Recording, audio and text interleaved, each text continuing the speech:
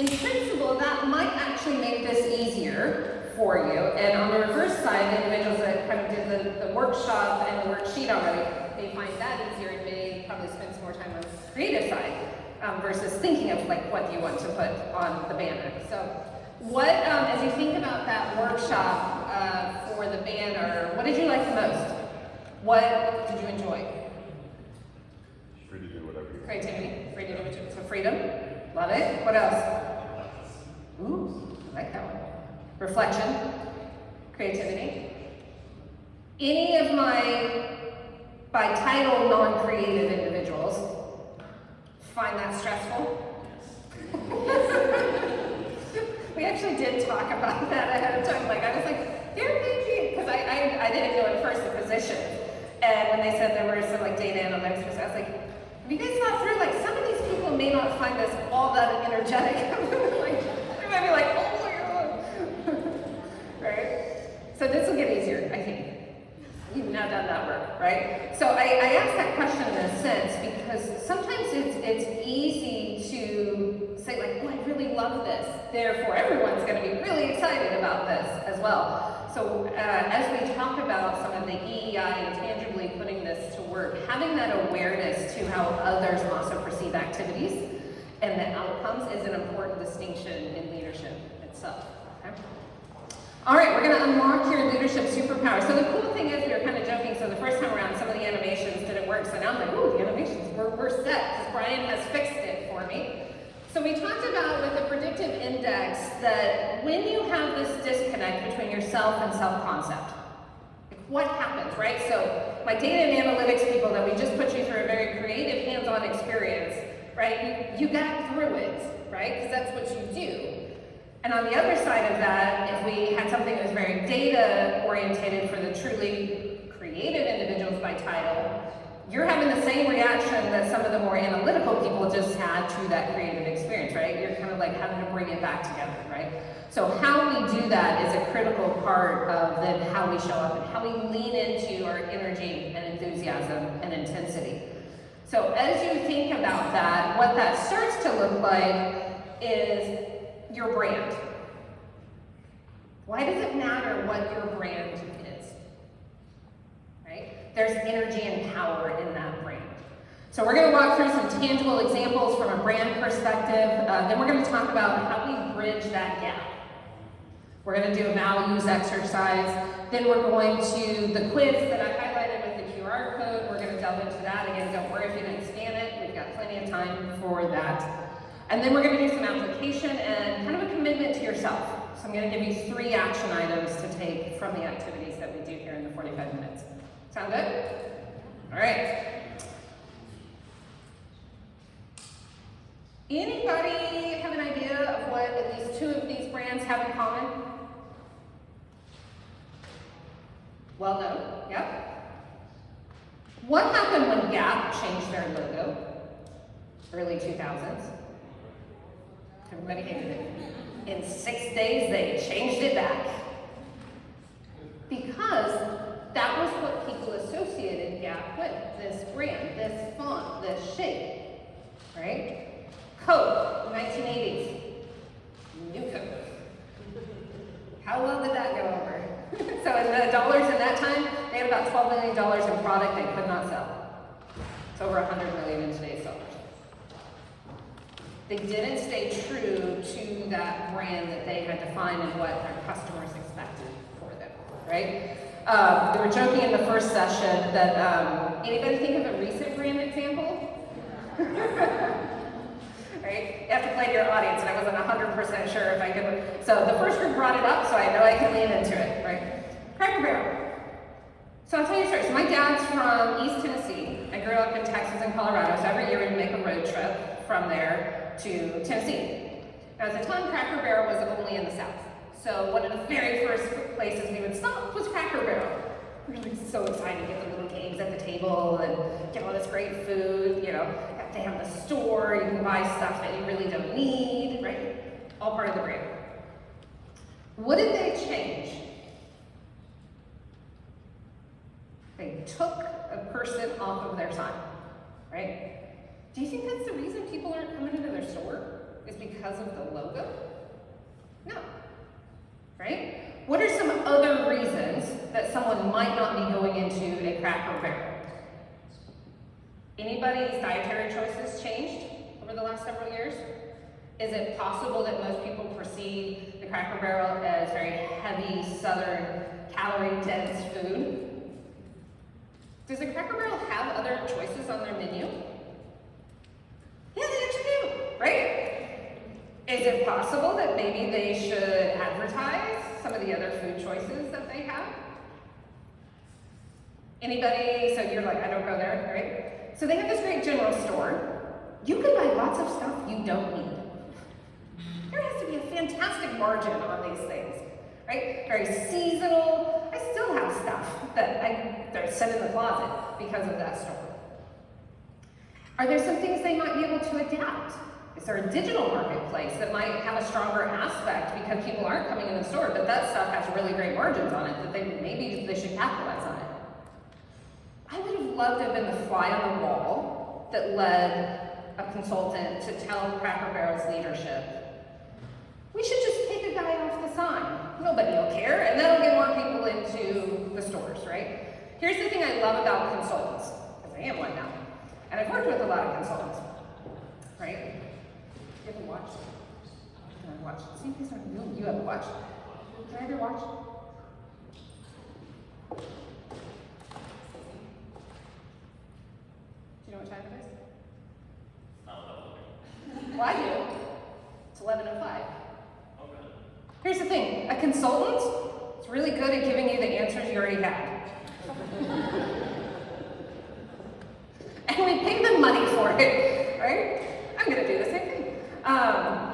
So I say that because this is where that intuition piece really comes into play. Like you know what's going to work, right? So we're gonna help connect that authentic brand piece, because what we don't want to have happen is these major brand missteps. Because quite frankly, the things that happen to a business where we have these missteps is, one, it causes that loss of brand identity. Anybody ever been in a setting, maybe it was in school, university, your current role, where you're like, this really isn't me. But I showed up this way, so I'm gonna have to keep being this. This really isn't me, right? And it can backfire. It's not just the financial costs that are associated with this, it's also the emotional costs, right? Some people just didn't like the new Coke. It didn't matter if it tasted better or it didn't. Like, they were connected to the old Coke, the old Cracker Barrel. Like, Herschel had some meaning for them. I'm not going there because Herschel's not on the sign anymore. That emotional connection then had a financial cost. So what had happened if that hadn't occurred? Right? There's hundreds of millions of dollars that were lost simply because of a brand visual change. So how you have that authenticity doesn't mean that you can't change, but it has to be with purpose. Okay. This is Rose. Anybody that's heard me, we've had a lot of dog conversations over the last 2 days. This is Rose. Once a year, we put a hat on Rose. Anybody feel like this in your professional career, that somebody else decided what you were going to show up for the day? And that's about how excited you feel for it.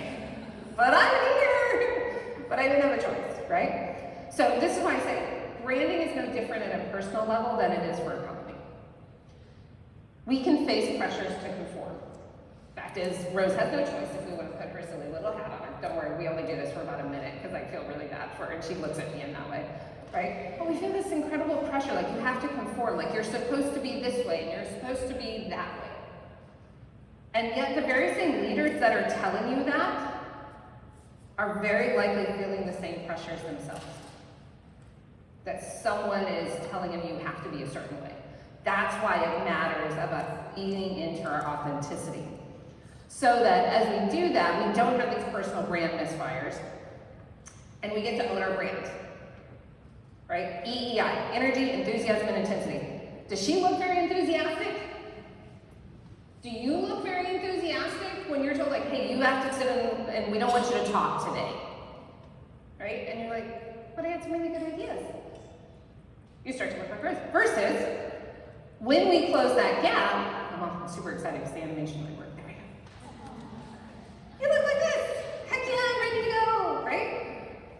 like, she loves attention. She knows she's a good dog. She's one of those ones that walks up, you want to pet me, right? And then she'll sit there and just like, just waiting. Because she loves attention, right? She does not like having a hat put on her, right? Think of some of those examples in your work, in your profession, right? When did you look like the first rose? When do you feel it look like the second rose? We want more of this, right? So how do we unlock that? So we're going to lean into this first exercise. When we think about predictive index, I'm all about visuals. Like, think about it this way. That first question around yourself and then your self-concept, like that gap between the two is where you're losing your power. You're losing your courageousness. Where does that energy go when there's a misalignment? Right? You're spending all your energy just trying to keep it aligned with what you thought someone else expected you to be. Versus if we connect that together, we're a lot stronger, right? You want to start to close that gap. So when we talk about like how do we help you lean into your potential, this is the way that you do it. You connect that authenticity so that you have a stronger, so when things are challenging, you're sticking together, right? You have your mental health, you have your physical health, you have your emotional health, you have what you outwardly portray in the work that you do. All of those start to come together and you're stronger for it. So as we take a look at that, remind you again on the energy, enthusiasm, and intensity. So the energy, it's more than just willpower, right? It's not caffeine induced. This is the current that you can control. So here's a really good example when I had the creative team. I had some individuals that really, it was very draining for them to be in very high energy, loud social events. So we'd be like, I don't know if you guys have the equivalent, main events. So there's bowling, there's arcades, it's really cool for someone that enjoys that. For someone that doesn't like a lot of external stimulation on top of, they also need to talk and interact with people, it is completely overwhelming. So one of the things that we talked about was, hey, the team piece of this is really important. You're part of the team. Like, how can we make some adjustments? One, is like, hey, if you need to just step outside, like, step outside. Two, we're going to do some of our social activities in quieter environments. So we're going to make some adjustments to that, right? The other thing that we did, and I love this, how many people you love talking with people? Like, you get energy from it, right? You probably somebody in the airport, like, you just start talking with someone, right? Yeah, why not? There's other people that are like, please don't talk to me, right? So what we did is we created a buddy system. So let's say you're like, I would prefer like social cocktail hours, those are, I gotta be there, but not my thing, right? Meanwhile, he's like, oh, I love these things, right? He's willing to be your buddy. You go with him, he's gonna help you start conversations. He's gonna make sure that you're included in conversations, so he feels great about that. You don't feel so isolated. He also knows that like you have your limit. So he's kind of, hey, we're gonna do 3 conversations. You go grab a break, go to the restroom, like get you some quiet time. When you're ready, come back, we're gonna go find 3 more people, right? You can do those sorts of things, right? Because then you're both leaning into your authentic self. Because you're like, I really don't want to go talk to people I don't know, right? What do I talk about? I can only talk about the weather so much, right? Meanwhile, he's like, hey, I know some really awesome stuff about you. Hey, did you know, like when she was doing this, she like had this fantastic idea, right? And then that gives you a little soft opening. And again, meanwhile, he's over here going like, cool, I'm learning people's stories, I'm connecting, it's working, right? That's it. That enthusiasm for is that energy with direction.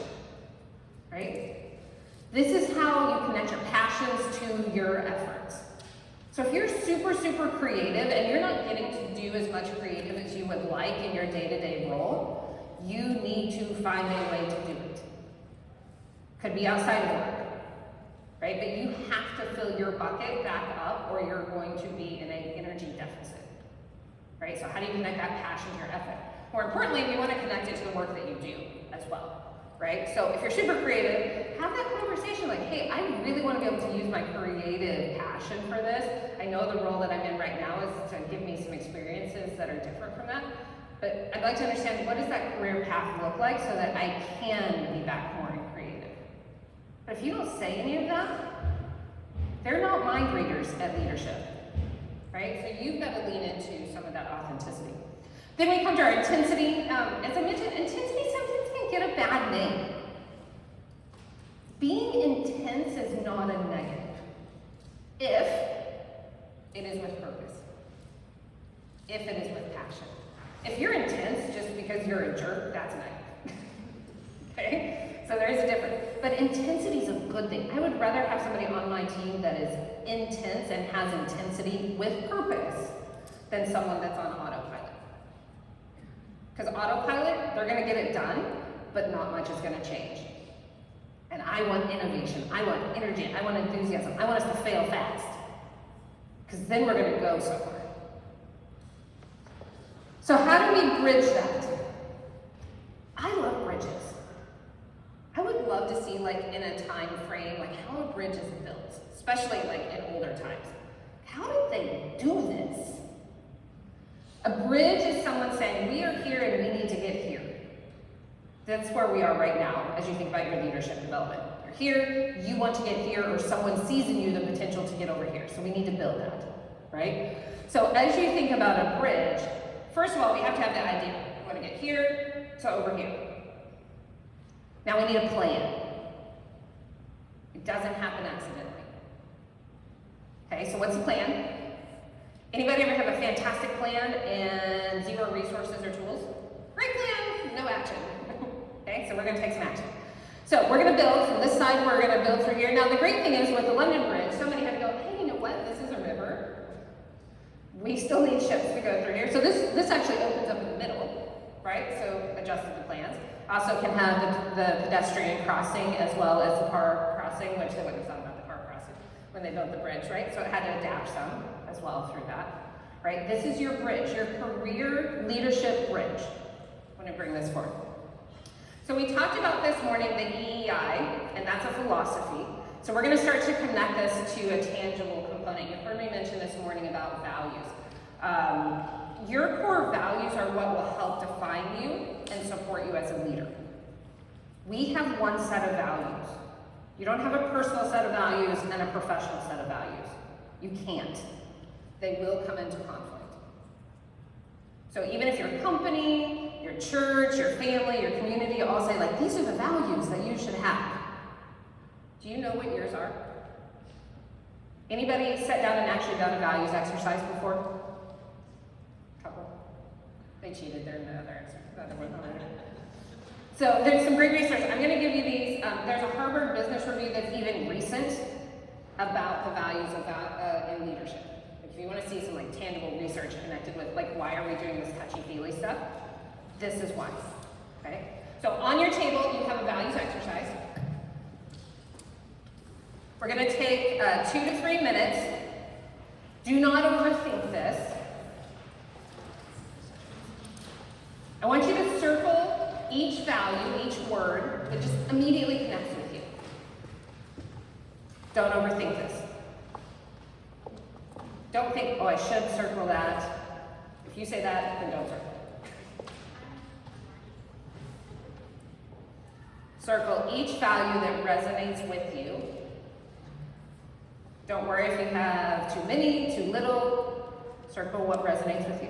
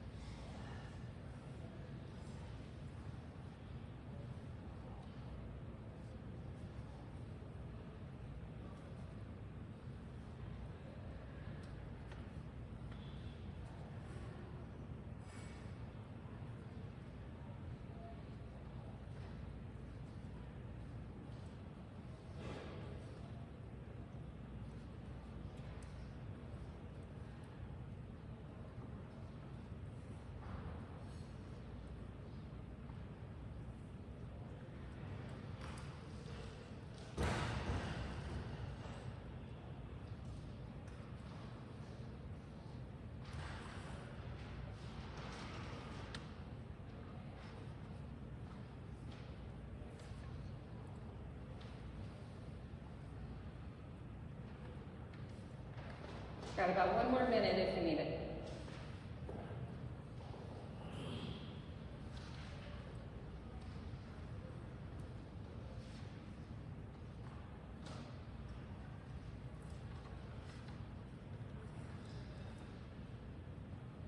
If you finish going through the list, the next thing that we're going to do is we're going to narrow this down to your top 5 to 6. So if you look on the other side of it, you've got a place where you can write them down.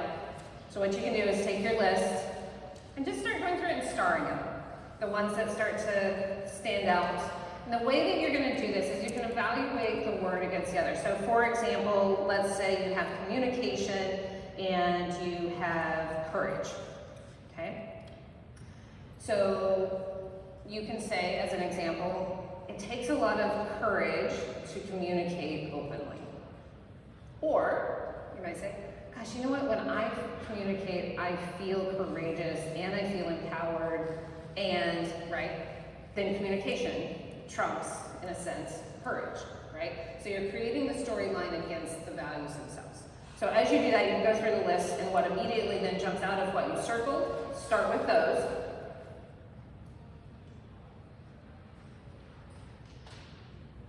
The reason I have you circle so many is these are your underlying kind of root structure. They do matter to you. They're a component of yourself.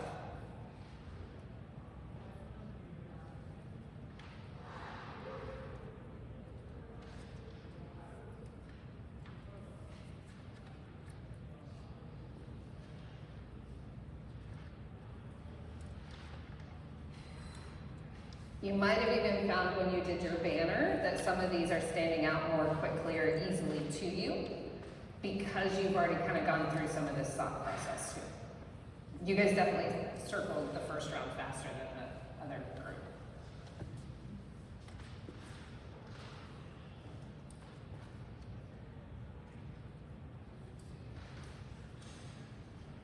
Once you find those 5 to 6, now I want you to do the same evaluation against those 5 or 6 and start to narrow it down to the top 2 to 3. If you need help kind of testing the storyline, let me know.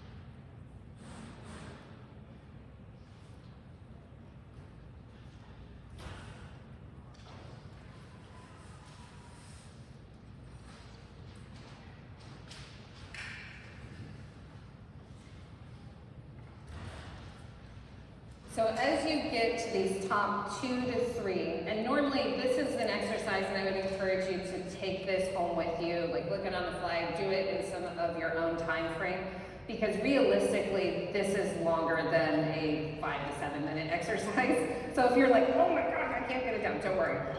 This is normally an exercise that I allow someone to do homework on, right?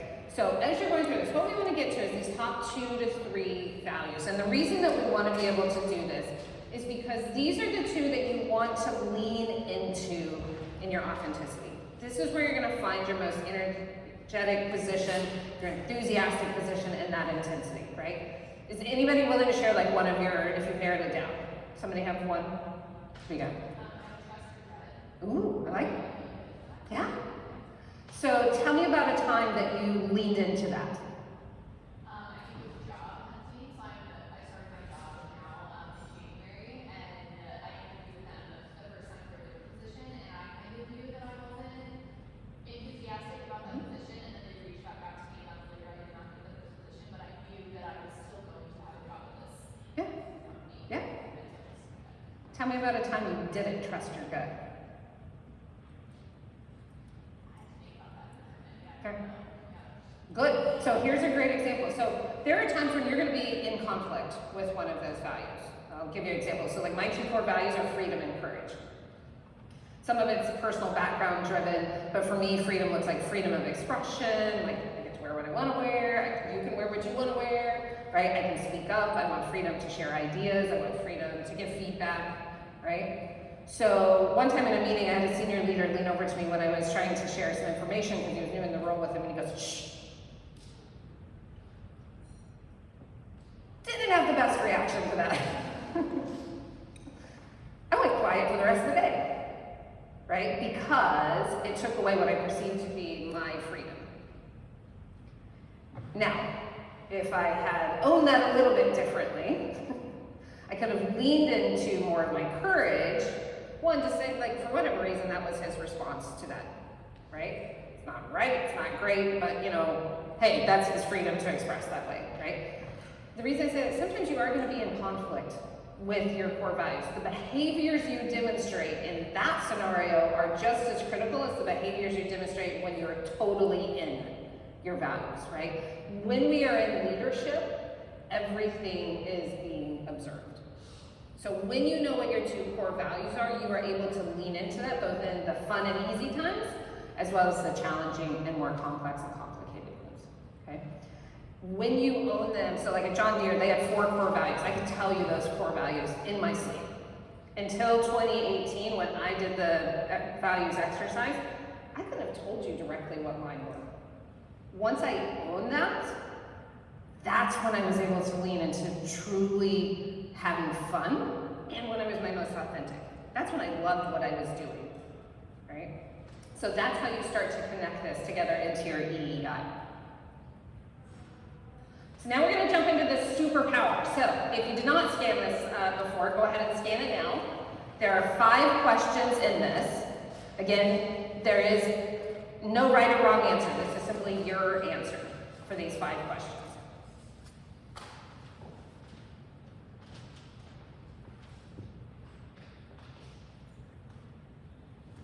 This is one of those lean into your intuition ones. What's your gut tell you?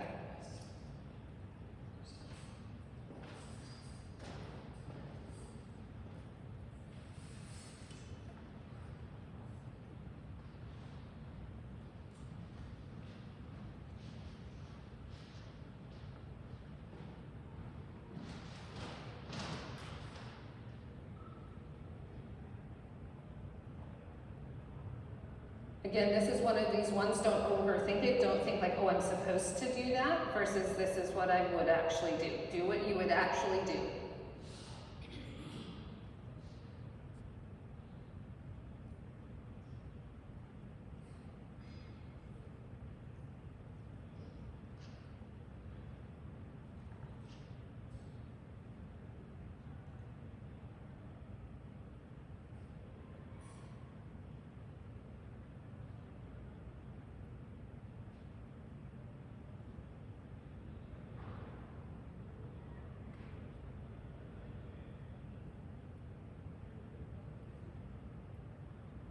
Once you finish with all 5 questions, you will have one of 4 personas come up. There'll be a little bit of additional information underneath that.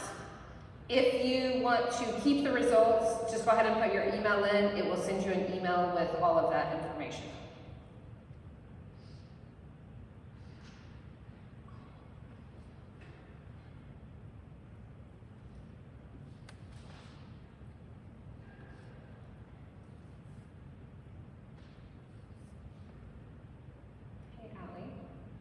Did you see Brian come back?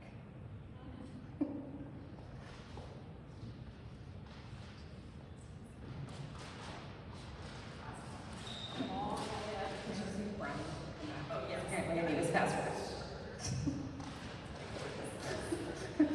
It's not my slide. Adaptability. Yes. Okay, so you have one of 4 personas, and if there was another screen up here, it'd be a black screen with those different personas up there. So we have enthusiastic visionary, we have the intense driver, we have the energetic connector, and then we have the focus stabilizer. Okay? Brian's going to sign us back in here, and we'll bring this forward. How many of you were the enthusiastic visionary? 1, 2, Awesome.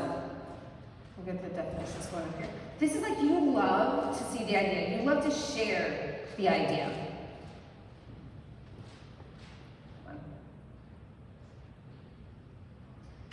You get energy from being able to see what's possible. More importantly, to bring people along with what's possible and connecting that and moving that forward. You like to persuade others, right? Hey, this is awesome. We should totally do this.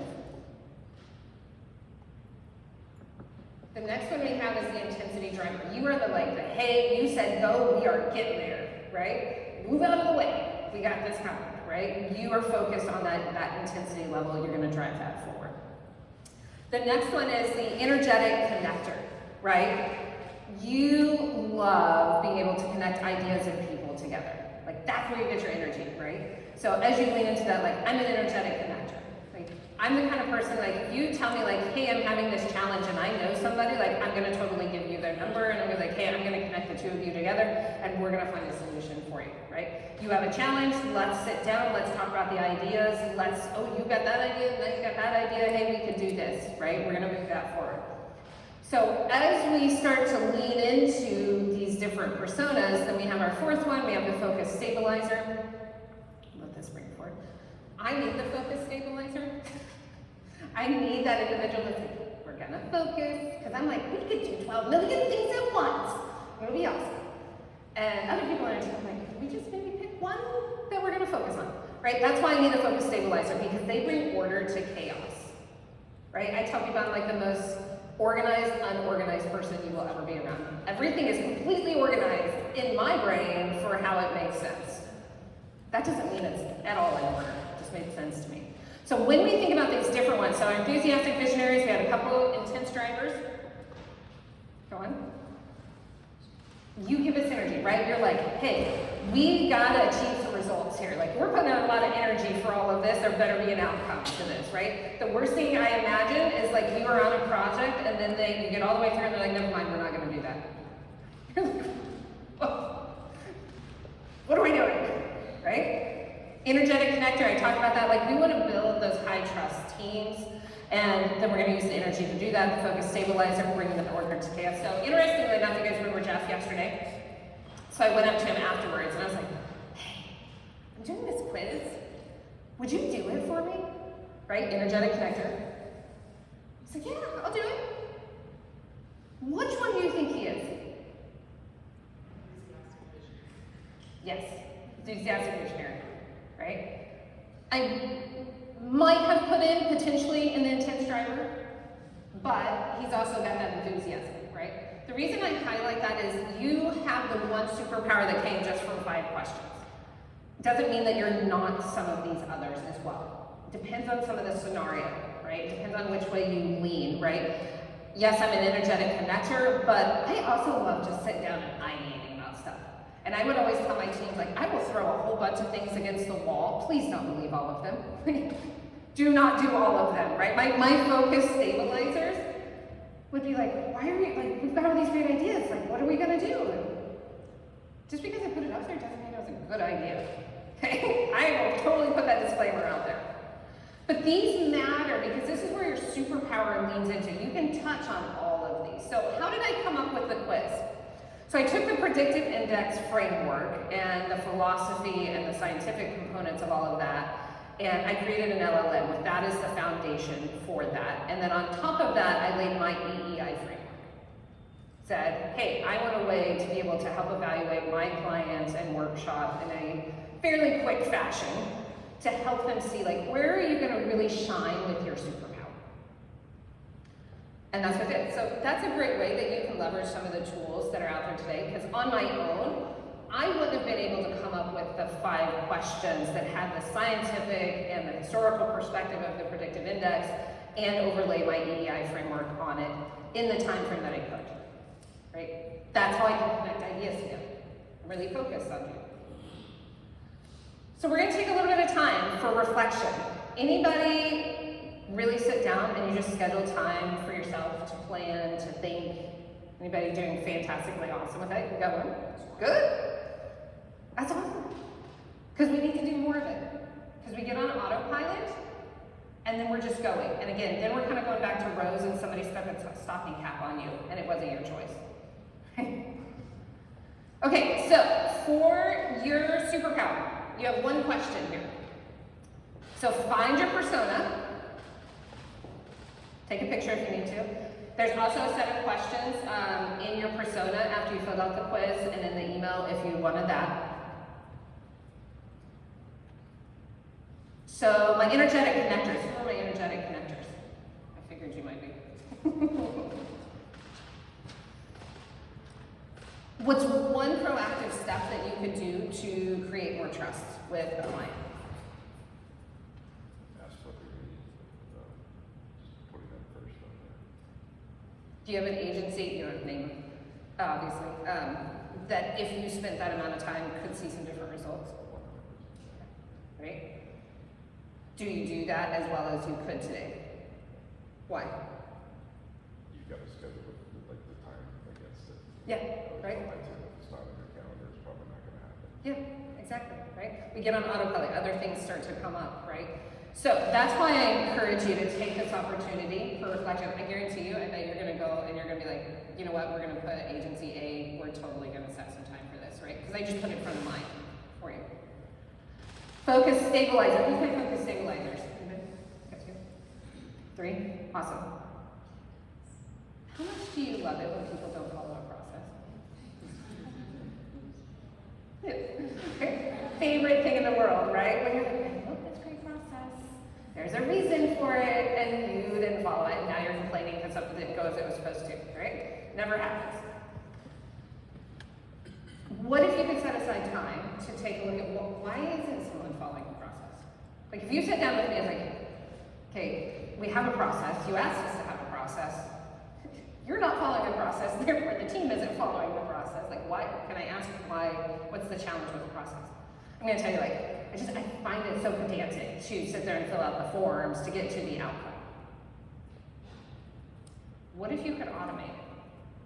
Right? What if you ask me those questions and then you say, well, what if I could automate that for you? All you need to do is fill out 3 things versus 10 things. Would you use it more then? And I'd be like, heck yeah. But right now you're fighting the fact that somebody's not using the process and trying to get them to use the process.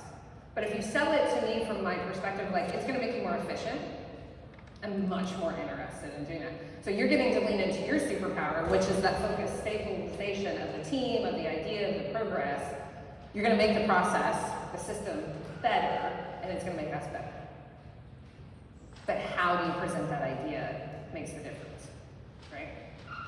So you've got some opportunity reflection. I'm gonna make it very tangible for you. Okay, I want you to set up a 30-minute session with yourself in the coming week. Take 30 minutes.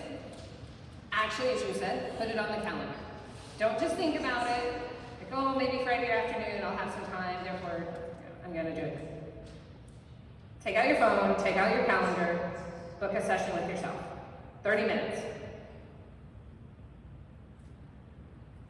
Take some time for that reflection. And I'll give you some examples for that week.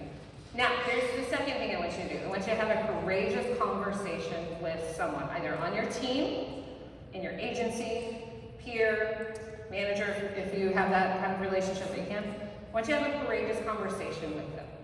I'm going to give you some examples for that as well. So for the first one, the superpower session, you can find your persona, you can transfer that across, right? So my enthusiastic visionaries, set aside some time just to think. Without per se an outcome tied to it. Allow yourself that creativity to think through that.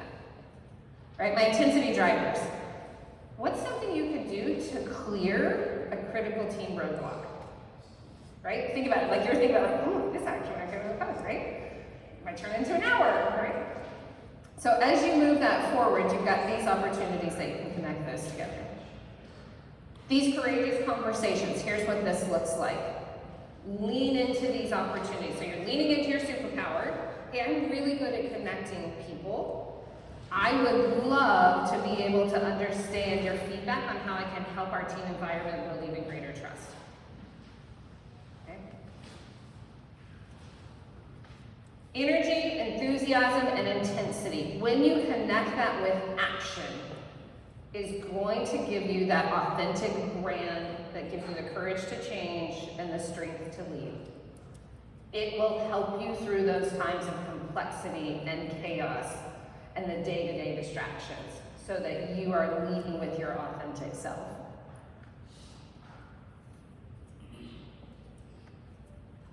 The equation as we think about it is being able to identify that energy drain, then being able to activate your leadership superpower, and then through that we start to be able to create that change. So again, for my focus stabilizers, what's a process that if you could make improvements to that, one, it's going to give you energy, but two, it's going to have a great impact on the business. How do you lean into that? So as we bring this all together, working with Eamon, what we've done is for anyone that is interested, you can have a free 30-minute leadership challenge. We can talk about EEI, we can talk about your values, but helping you identify one core action that you can take away from the conference. If you're interested, the 5-week program, so what I've done, if you sign up within 30 days of the conference, you will get 2 bonus 30-minute sessions that are connected to your leadership persona and the courage to change and strength to lead. The final one, the signature 10-week program, I've added on a bonus 90-minute strategic session. This is about your career planning and pathways, helping you sit down. The funny thing is you often won't make the time to do this yourself, but you will if someone there is holding you accountable and creating that space to ask you the questions to help you create that path, but also the ownership for it. So if you're interested in any of those, you can email me, you can scan the QR code, it'll take you to those options, it'll even take you to those calendar links so you can schedule that 30-minute session if you want to move forward with any of that. I'll end on this final note. So I had a mentor and coach in the UK, became a great friend, but had his own business. And one day I was working on some stuff and he says, "You're a star." I was like, this is so cool. I'm 40 something and I'm like, yay, right? And I was like, I feel so empowered, right? I think the star shining. Oh my God, I shine, I stood out. So fast forward, I was visiting in the UK, had gone to his business, and I heard him tell a service technician, "Thanks, you're a star." Whoa, whoa, whoa, whoa. Thought I was the star here. So I sat down, I had a conversation. I said, "Do you say that to everybody?" It's like, well, first of all, if you haven't noticed, the sky is full of lots of stars. True. But he said, here's the thing. When I acknowledge someone and the effort that they put forth and it made a difference, in that moment, they are absolutely shining. So my challenge to you, as you go back, if your leadership and your manager has not asked you to report back to them what you took away from this conference, set up a session. For a couple of reasons. One, you were selected to be here.